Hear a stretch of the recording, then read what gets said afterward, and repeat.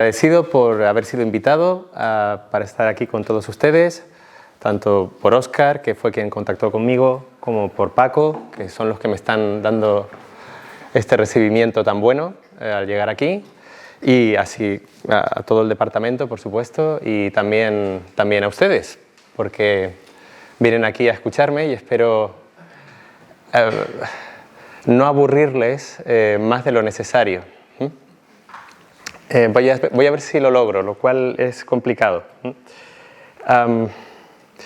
Bien, el título de la charla es Del giro cultural al giro lingüístico, una breve introducción a la historia postsocial. Entonces aquí hay tres elementos clave: giro cultural, giro lingüístico, historia postsocial. Conociendo el perfil de la mayoría de ustedes, es probable que haya una parte considerable de alumnos presentes aquí que no sepa qué significa ninguna de las tres expresiones. Y a lo mejor otros, bueno, pues a otros les suena un poco, ¿no? ¿Y esto qué quiere decir? Bueno, pues cuando hablamos de cuestiones de teoría, muchas veces tenemos que utilizar un lenguaje muy denso, más denso del que sería recomendable, para llegar a un público amplio, pues porque los debates teóricos, que tienen que ver esencialmente con averiguar por qué los historiadores y las historiadoras explicamos el pasado de la manera en que lo hacemos y si existen o no existen explicaciones mejores a las que tenemos en un momento dado, pues bueno, estos temas requieren a veces de usar palabras cargadas de significados que no son evidentes, que son palabras que no usamos de manera cotidiana y a veces se prestan a confusión. Cuando hablamos de giro cultural, nos referimos a un cambio de perspectiva teórica que empezó a operar en la comunidad de historiadores, fundamentalmente historiadores sociales, aunque no solo ellos, a partir de la década de 1960. Y ese giro tuvo como consecuencia la introducción de conceptos que tenían que ver con factores culturales para explicar el pasado. Entre ellos el propio concepto de cultura, por ejemplo. El giro cultural a veces se confunde con el giro lingüístico. Porque claro, el giro lingüístico habla de un concepto que es lenguaje. El lenguaje tiene que ver con significados y muchas veces pensamos que los significados tienen que ver con la cultura, ¿no? A veces de forma coherente. Bueno, yo en esta charla voy a defender varias tesis y una de las tesis que voy a defender es la de que el giro cultural y el giro lingüístico no tienen nada que ver, hasta el punto de que el giro lingüístico es una reacción al giro cultural. Voy a intentar explicar esto con más detalle. Y por último, hay un tercer concepto que aparece en este título, que es el de historia postsocial. Historia postsocial parece que remite a la historia social. Claro, yo probablemente intuyo que haya al menos una mitad de los aquí presentes que entiendan qué significa historia social, como historia cultural también, pero los otros a lo mejor no tanto. La historia postsocial es un término que se utiliza para hablar de los historiadores que han empleado conceptos propios del giro lingüístico. En particular, el concepto de lenguaje como discurso, con el cual voy a empezar seguidamente. Pero es un término, el de historia postsocial, que tiene sus problemas, porque los historiadores postsociales no se llaman a sí mismos historiadores postsociales. No, digamos, no es habitual encontrar un afán identitario para reconocerse dentro de esta corriente. Digamos que historia postsocial ha sido acuñada, el término ha sido acuñado para referirse a un conjunto de historiadores que comparten ciertas perspectivas y ciertos conceptos analíticos. Así que con el término pues yo voy a introducir una perspectiva teórica que es bastante reciente, pero que tiene la peculiaridad de que muchos de sus componentes no se identifican con ella. No explícitamente, no dicen voy a hacer una historia postsocial sobre algo. Bien, espero que me estéis siguiendo en esta introducción. Bien, así que hemos visto tres conceptos clave y ahora voy a intentar explicar qué relación hay entre ellos. Y para explicar la relación que hay entre ellos, a veces una relación de ruptura, os voy a hablar de estas cuestiones. Primero voy a empezar hablando de quizás lo más importante de todo, que es la noción de lenguaje que emplean estos historiadores del giro lingüístico o historiadores postsociales. Si salís de esta sesión con una idea, aunque sea más o menos vaga, de la diferencia en el concepto de lenguaje que usan estos historiadores con respecto a otros conceptos de lenguaje empleados por otros historiadores, yo me daría por satisfecho. Porque para entender este tipo de cuestiones que os vengo a explicar, no basta con una sesión de 40 minutos. Es necesario leer muchísimo. Y incluso si lee uno muchísimo, no siempre hay garantías de que uno entienda todo lo que está leyendo por la complejidad de los debates.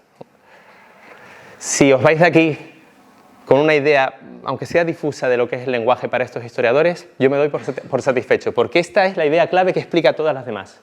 El segundo punto en el que me voy a centrar es el concepto de realidad material. Realidad material que se opone al concepto de realidad objetiva. Y cuando hable de estas cosas, igual os expreso ideas que chocan con lo que muchos de vosotros pensáis. Y eso es bueno. Eso es bueno, que choquen. Mi idea aquí no es convenceros de nada, mi idea es solamente exponeros una perspectiva y explicaros por qué ha surgido y qué, digamos, posibles ventajas puede tener y qué problemas también. La tercera cuestión, otro concepto clave. Desde el giro cultural, desde la obra de Thompson, no sé si os suena un poco E.P. Thompson, pues si os suena un poco el concepto de experiencia, es un concepto clave. Y los historiadores socioculturales o culturales lo emplean con un significado concreto, pero los historiadores postsociales emplean ese mismo término con otro significado. Y esto hace que las discusiones entre historiadores de diversas corrientes sean muy graciosas, porque están empleando los mismos términos, pero se refieren a cosas diferentes. Con el concepto de experiencia puede haber varios historiadores hablando de lo que es una experiencia y no se entienden, porque los historiadores sociales y culturales emplean ese concepto con otro significado y los historiadores postsociales le atribuyen otro sentido. El cuarto punto es el punto que probablemente se quede sacrificado en la sesión de hoy, porque no sé si con el tiempo de que disponemos voy realmente a poder hablar algo de estas cuestiones de interés e identidad. No obstante, si entendéis algo de lo que digo aquí, es fácil deducir lo que pasa aquí. O sea que comentaré algunas cosas que tienen implicaciones para esto de aquí. Y por último, quizás lo más importante, espero que me dé tiempo, lo más importante para las historiadoras y los historiadores es la pregunta de por qué cambian las cosas y por qué las personas en determinados momentos y lugares hacían ciertas cosas y en un momento dado dejaron de hacerlas y empezaron a hacer otras. Eso es lo que nos distingue a lo mejor de otras disciplinas, de otras ciencias sociales o de otros ámbitos de conocimiento que se hacen otro tipo de preguntas. Pensar históricamente, en esencia, consiste no tanto en ir, o no solo en ir a vaciar archivos, que eso es fundamental para nuestra profesión. Pensar históricamente supone partir de la idea de que algunas cosas que ocurren en el presente igual no ocurrían igual en el pasado. La historia postsocial es interesante porque nos permite explicar esto desde un nuevo punto de vista. Y lo que yo pretendo aquí, para redondear la charla, es explicaros pues, las nociones básicas de cómo se explican los cambios históricos a partir de este paradigma. ¿Me seguís? ¿Continuáis siguiéndome, digamos? Bien. Muy bien. Pues empecemos con el concepto de lenguaje, que quizás es el más importante. Bueno, el concepto de lenguaje que emplean los historiadores postsociales no es el concepto de lenguaje en el que solemos pensar cuando utilizamos este término de manera coloquial. Para los historiadores postsociales el lenguaje no es un medio de comunicación. Tampoco es un conjunto de palabras.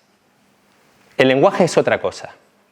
Según ellos, el lenguaje es el conjunto de supuestos, de categorías y de conceptos que nos permiten dotar de significado una realidad dada.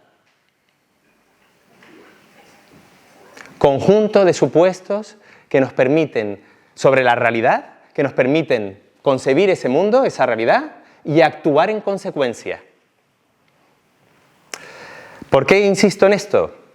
Bueno, porque la mayor parte de los historiadores no posociales no utilizan el término de lenguaje de esta manera. ¿Qué significa la historia? Vamos a ver si aquí está aquí. ¿Qué significa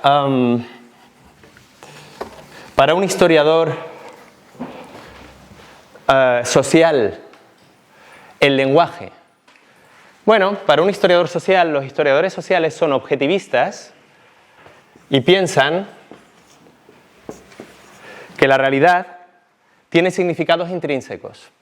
Cuando en términos teóricos usamos el término objetivismo, no nos referimos a lo que habitualmente nos referimos en el lenguaje cotidiano, de objetivismo significa ser imparcial. Yo soy objetivo, yo soy imparcial. En el debate teórico, ser objetivo significa que la sociedad o la realidad socioeconómica, la realidad social, tiene significados intrínsecos. Y esos significados intrínsecos se proyectan sobre la mente o en la mente de las personas. Y os pongo un ejemplo. Para un historiador social,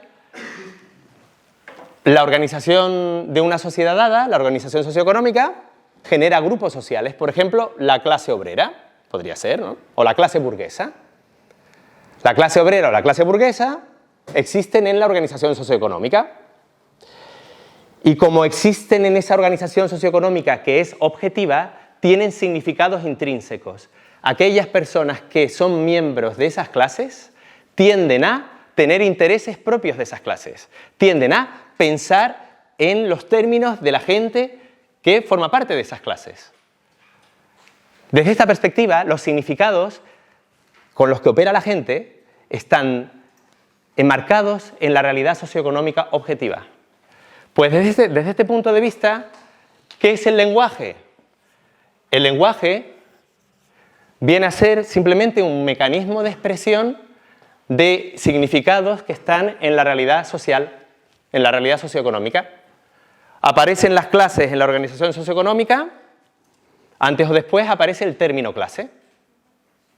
La gente sufre la explotación en el ámbito laboral, antes o después aparecerá el término explotación. ¿Veis cómo funciona? Primero aparece el significado en la realidad socioeconómica y luego se proyecta al lenguaje. Y el lenguaje es una especie de pantalla donde se proyectan significados generados en otro lugar. ¿Qué es lo que piensan los historiadores subjetivistas? Por ejemplo, hay muchos historiadores culturales que son historiadores subjetivistas. Bueno, pues esto es una flecha. Los historiadores subjetivistas también defienden que los significados se generan fuera del lenguaje, en otra esfera. Solo que no es la esfera social objetiva, es la esfera mental subjetiva. Para los historiadores subjetivistas, las personas en cualquier momento, en cualquier lugar, son sujetos racionales autónomos, capaces de utilizar la razón y las capacidades racionales. ¿Para qué? Bueno, pues para pensar. ¿Y pensar en qué? Bueno, en ideas nuevas. ¿Y cómo se traduce la aparición de una idea nueva? Pues si es una idea nueva, coherente y racional, pues se extiende. Digamos que esa es la forma que tienen los historiadores subjetivistas de explicar el cambio histórico. Hay unas personas que piensan, que se les ocurren ideas, que son creativas, son racionales, son autónomas con respecto a las relaciones sociales y económicas, y entonces tienen ideas y necesitan un medio para expresar esas ideas. El lenguaje. Los términos que aparecen en el lenguaje son el resultado de la necesidad de los seres pensantes, de las personas como seres racionales autónomos. Recapitulando, Tanto para los historiadores subjetivistas como para los objetivistas, el lenguaje es una pantalla donde se proyectan significados que son generados en otros lugares, en el ámbito mental subjetivo o en el ámbito social, socioeconómico, objetivo.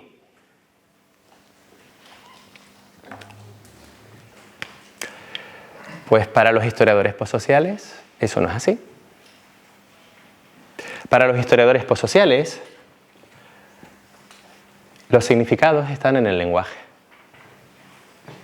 Digamos que el lenguaje no es un mero conjunto de palabras, no es un mero vocabulario que expresa significados de otros ámbitos, porque el lenguaje, recordad, es un conjunto de supuestos sobre la realidad, que nos permiten pensar la realidad de una forma concreta y dotarla de sentido de una forma específica, que nos mueve luego a actuar. No son términos, son categorías. No son vocablos, son conceptos. Y el lenguaje como tal, así concebido, estaría mediando la relación entre lo subjetivo y lo objetivo. ¿En qué sentido? Para un historiador sociocultural, un historiador postsocial, la realidad, digamos, no es objetiva, porque los significados de la realidad son aquellos que, digamos, que tiene un lenguaje determinado que usamos para dotar de sentido a las situaciones reales. Voy a hablar de esto con mayor profundidad seguidamente. Y eso explicaría por qué sociedades diferentes que tienen las mismas realidades socioeconómicas, a veces, o muchas veces, tienen personas que viven en ellas y que se comportan de formas completamente diferentes. Y para un historiador postsocial, las ideas nuevas que tienen los sujetos racionales autónomos, en realidad, son ideas que se pueden formular a partir de los significados de este lenguaje. A partir, digamos, de la manera en que las personas exploran las relaciones entre esos supuestos acerca de la realidad, entre esas categorías acerca de la realidad. Exploran sus contradicciones y las aplican para entender el mundo en el que viven y entenderse y constituirse a sí mismas. Bueno, espero que sigáis ahí. Esto así expresado puede ser difícil de entender. Ahora voy a empezar a desgranarlo, de modo que a lo mejor poco a poco se va entendiendo más. Para vuestro interés, este concepto de lenguaje es el que también se denomina discurso. Y el término discurso tiene varios significados. El concepto de discurso como conjunto de supuestos sobre la realidad tiene un origen Foucaultiano, de un filósofo francés llamado Michel Foucault, y ha sido elaborado y reelaborado más tarde por otros investigadores. Habitualmente oiréis el término discurso empleado para un significado distinto. El mismo término muchas veces se emplea para otra cosa. Por eso el término discurso es un mal amigo. Porque cuando la gente habla de discursos, en realidad nadie sabe de qué está hablando. Porque hay muchos significados asociados a ese término. El de los historiadores postsociales es el que os acabo de definir. Hay otras palabras que son sinónimas. Por ejemplo, imaginario. Originalmente de otro pensador llamado Castoriadis y reelaborado por historiadores y por filósofos como Charles Taylor o Mary Puvy, o aquí Miguel Ángel Cabrera, en España me refiero. O también el concepto de matriz categorial. Todos estos conceptos son sinónimos en la medida en que significan conjuntos de supuestos a partir de los cuales dotamos de sentido el mundo, a nosotros mismos y la realidad. Entonces, la advertencia aquí es que cuidado cuando escuchéis estos términos porque a veces no significan lo que creéis que es. Bueno.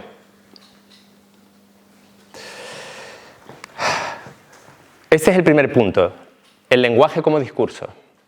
El segundo punto es, no sé si lo recordáis, probablemente no. Realidad material. Realidad material.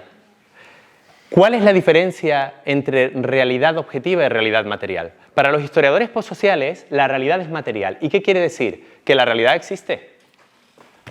Esto existe, es material. Las relaciones sociales, las relaciones económicas existen. Lo que pasa es que no tienen significados intrínsecos. ¿Qué es lo que piensa un historiador social? Un historiador social dice, la realidad es objetiva. ¿Y qué quiere decir objetiva? Básicamente que tiene significados intrínsecos. Si tú perteneces a la clase obrera, esa es tu realidad objetiva. Y eso significa que antes o después, de una manera más o menos pronunciada, tú vas a pensar como un miembro de la clase obrera. Si tú tienes útero, eso es una realidad objetiva. Y eso significa que antes o después vas a pensar como mujer. Si tú eres una persona, eres una persona como tal, entonces a lo mejor perteneces al género humano y compartes con los demás la misma naturaleza humana. Y por tanto, eso es una realidad objetiva y antes o después vas a pensar de forma, bueno, acorde. No sé si acabáis de ver diferentes enfoques, perspectivas de historia de las mujeres, historia de la clase y la historia liberal clásica, con el concepto de individuo al final, ¿no? Bueno, lo que dicen los historiadores postsociales es que eso no funciona así. Los historiadores postsociales dicen, si eso fuera así, entonces tenemos un problema enorme, porque allá donde vamos encontramos muchas veces las mismas realidades materiales y la gente actúa de formas muy distintas, a veces incluso opuestas, o a veces en un sitio se actúa y en otros no se actúa. Digamos que los historiadores postsociales piensan que la realidad material recibe sus significados de fuera. Los significados de la realidad material van a depender de los lenguajes que se estén aplicando en cada momento. En pocas palabras, lo que dicen los historiadores postsociales es que no es que esto no exista y yo lo pueda atravesar, ¿no? La pared es la pared y el suelo es el suelo, ¿no? O sea, que si yo me tropiezo y me caigo al suelo me hago daño. Lo que dicen los historiadores postsociales es que lo que para nosotros es el suelo, para los que están debajo es el techo.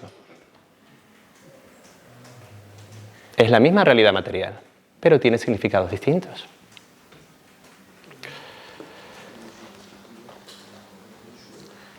Bueno, el tercer punto, voy bien, ¿verdad? Os voy a insistir en esto. Estoy, digamos, intentando explicar cosas muy complejas en muy poco tiempo y sé que es difícil captarlas, lo sé, ¿no? El tercer punto tiene que ver con el concepto de experiencia.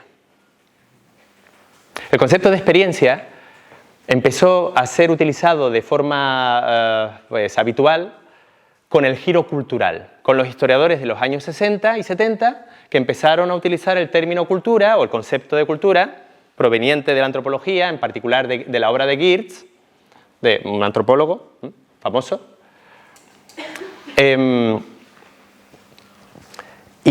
Bueno, resulta que lo que decían estos historiadores era que, bueno, la realidad social es objetiva y esa realidad social objetiva genera una serie de significados y genera una serie de experiencias. Nuevamente, hablo habitualmente de la clase obrera porque es, digamos, el debate sobre la clase obrera fue esencial para toda esta discusión teórica, ¿no? Digamos que si tú perteneces a la clase obrera británica a principios del siglo XIX, hay cambios en la sociedad y en la economía que te están afectando. Entonces los historiadores socioculturales, en pocas palabras, decían, esos cambios no te afectan directamente a la mente, sino que generan experiencias vitales. Y lo que hace la gente es que con esas experiencias, bueno, busca unos términos en ese lenguaje de la época, en ese vocabulario, entre los términos disponibles, pues para expresar esas experiencias, ¿no? Digamos entonces que para los historiadores socioculturales las experiencias tienen significados determinados por las relaciones sociales de producción. y luego se expresan culturalmente con lenguajes diversos. Pues los historiadores postsociales dicen, no, eso no es así. Para los historiadores postsociales tenemos que reflexionar primero sobre qué es una experiencia. ¿Qué es una experiencia? Lo que nos sucede. Una experiencia es algo que nos ocurre, ¿verdad? Tuve tal experiencia en tal sitio. Bueno, pues sí, ¿no? No, eso no es una experiencia.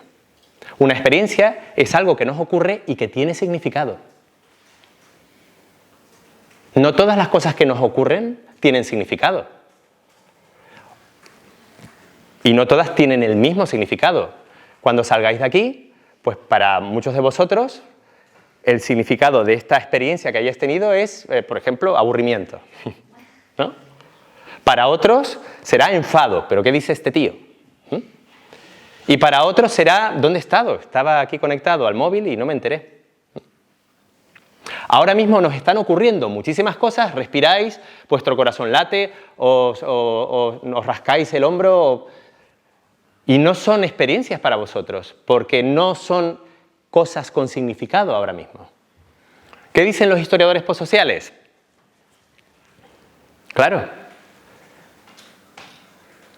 el significado de lo que es una experiencia es algo que no se da por supuesto, porque no está dentro de la cosa que nos está ocurriendo, sino de la manera en que dotamos de sentido esa cosa. ¿Y cómo dotamos de sentido esa cosa? Pues aplicando un lenguaje concreto, un conjunto de supuestos acerca de lo que es la realidad y de cómo actuamos en ella. Desde esta perspectiva, una misma situación material puede significar una cosa u otra, puede ser experimentada de una manera o de otra, dependiendo del lenguaje que empleemos. Bueno, yo pongo un ejemplo un poco tonto de esto y poco matizado. Hay un autor que se llama James Vernon que ha estudiado el hambre. El hambre, que todos hemos sentido hambre alguna vez, ¿no? A lo mejor ahora mismo, ¿no? Bueno, el hambre, bueno, todos lo sentimos, sí, es una experiencia, sí, pero ¿cuál es el significado de esa experiencia? Con todas mis disculpas, digamos, para cualquier interesado en historia medieval que crea que voy a vapulear ahora mismo su campo, quizás un campesino francés del siglo XIII que tenía hambre no lo veía como un problema. No es que no le molestara, por supuesto, pero a lo mejor si sufría hambre él, su familia y todo su pueblo, bueno, es que Dios lo estaba castigando porque era un pecador. Entonces la gente se moría, de la misma manera que mandaban enfermedades, pues las hambrunas mataban a la gente. ¿Y eso qué significaba? ¿Vamos a ir contra Dios? No. Esto es la voluntad de Dios. Si nos morimos, nos morimos. Igual si nos morimos siendo pobres, llegaremos al cielo por la puerta grande. Sin embargo, en 1789, que un sans-culotte pase hambre es experiencia suficiente para pedir la cabeza del rey. Del mismo rey que el campesino medieval pensaba que estaba ahí puesto por Dios. ¿Qué quiere decir esto? La situación es la misma, hambre, pero el significado ha cambiado radicalmente. ¿Qué es lo que explica ese cambio? Bueno, pues para historiadores como Vernon, lo que explica ese cambio es fundamentalmente que se está utilizando un lenguaje distinto en el siglo XVIII y XIX.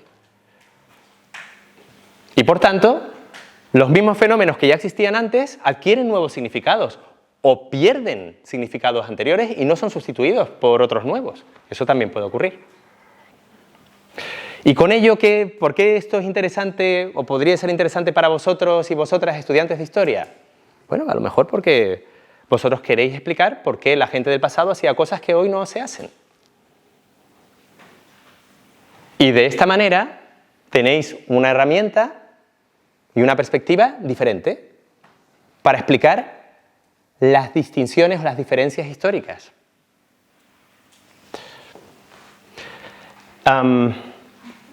Lo mismo he puesto el caso del hambre, pero la pobreza es similar. La pobreza antes del siglo XVIII significaba otra cosa. Y no significaba lo mismo ser pobre. Puede ser con el color de la piel, o con la forma de la cabeza, o la forma de la nariz, o disponer de ciertos órganos sexuales, o no disponer de ellos. En sí mismo, esas cosas no tienen por qué generar experiencias. Generan experiencias cuando se vuelven significativas aplicando un lenguaje concreto. Y cuando se aplica otro lenguaje, a lo mejor no son significativas.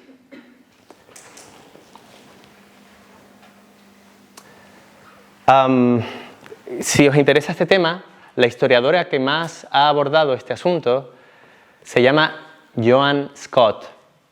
No sé si os suena este nombre, pero es la de género. Es una historiadora que probablemente sea, si no la más importante, de las más importantes dentro de nuestra comunidad académica de los años finales del 20 y principios del 21. Tiene un par de artículos sobre el concepto de experiencia que más o menos dicen lo mismo que yo he dicho, solo que yo lo he explicado mucho peor y mucho más rápido.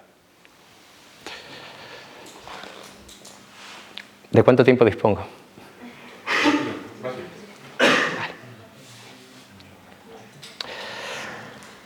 Bueno, entonces voy a pasar al penúltimo punto ya. Y era el penúltimo punto es ese en el que dije, a lo mejor esto se queda sacrificado. Pues va a ser que no. Tiene que ver con lo que son los intereses y las identidades. Y esto es una deducción de cosas que hemos visto o que he intentado que vierais justo antes. Para un historiador social, ¿dónde reside la identidad de las personas? En su estatus socioeconómico. Exacto. Digamos, la pertenencia a un grupo socioeconómico concreto es lo que te lleva a generar una identidad concreta. Podríamos hablar de que la historia de las mujeres en las primeras generaciones más o menos hacían lo mismo. Solo que en vez de la realidad social hablaban de la realidad sexual o de la diferencia sexual. Los historiadores socioculturales dicen, bueno, eso es un poco más complejo porque hay variables culturales que llevan a que el hecho de ser mujer, bueno, pues pueda plasmarse culturalmente en sitios distintos de maneras diferentes. Pero nunca se pone en entredicho que la fuente de la identidad femenina reside en tener un cuerpo determinado. Estoy poniendo los ejemplos de la sexualidad y de la clase porque son de los más conocidos, pero hay otras cosas que también se podrían usar. Entonces, la identidad de la gente proviene de las relaciones sociales, económicas, objetivas. Y los intereses también. Como he dicho antes, si pertenecéis a un grupo social concreto o si pertenecéis a un grupo sexual concreto, tenderéis a asumir los intereses de ese grupo sexual o grupo social. Desde el punto de vista de los historiadores postsociales, eso no es así. Desde este punto de vista, los intereses son la consecuencia de la aplicación del lenguaje como discurso, es decir, del conjunto de supuestos acerca de la realidad que nos llevan a movernos en esa realidad, a concebirla, a movernos en ella de manera coherente a como la estamos concibiendo. Son ese conjunto de supuestos lo que lleva a la gente a identificarse de formas concretas. Y ojo, porque esto es muy, pero que muy importante. Si esto es así, si lo que dicen los historiadores postsociales es así, eso significa entonces que cuando decimos que somos individuos, estamos aplicando un lenguaje concreto. Un lenguaje muy moderno y muy occidental, por cierto. Y esto es importante porque quiere decir que cuando nos percibimos como individuos ya estamos siendo constituidos por el lenguaje. Es el lenguaje moderno occidental el que nos hace vernos como individuos y el que nos hace pensar que somos individuos que tenemos opciones y que elegimos cosas. Porque esa es la identidad de ser individuo en el mundo occidental moderno. Claro, en otras comunidades humanas esa identidad no existe, porque no existe el concepto de individuo. Entonces, claro, ¿cómo se mueven? Esa sería nuestra labor de historiadoras y de historiadores, ¿no? ¿Qué categorías están empleando para identificarse? Entonces, esto es importante porque muchas veces los historiadores culturales y socioculturales, siguiendo a Max Weber, dicen, los individuos son sujetos autónomos y racionales que se insertan en una cultura dada, en un vocabulario dado. Se insertan, pero ya existen previamente, solo que se insertan. Los historiadores postsociales dicen, no, las personas se constituyen como individuos en lenguajes concretos. Si nos percibimos como individuos es porque estamos ya operando dentro de ese lenguaje.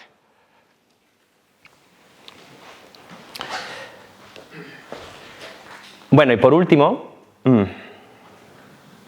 ya para acabar, queda la cuestión de el cambio histórico. Si existen esos lenguajes como discursos, si existen esos discursos, digamos, o imaginarios, o marcos categoriales, bueno, ¿cómo cambian? Porque los historiadores sociales lo tienen muy claro, dicen los historiadores sociales. La realidad social y económica cambia, al final el lenguaje cambia. Los historiadores subjetivistas, los que piensan que somos sujetos racionales autónomos, también lo tienen claro. El lenguaje cambia porque cambia las ideas de la gente. Y las ideas de la gente cambian porque la gente piensa. Y se les ocurren nuevas ideas. Básicamente es esto, ¿eh? Pues los historiadores postsociales dicen, no, esto no funciona así. El lenguaje cambia por otra razón. ¿Cuál es esa razón? Agarraos, y esta es la última de verdad que os digo.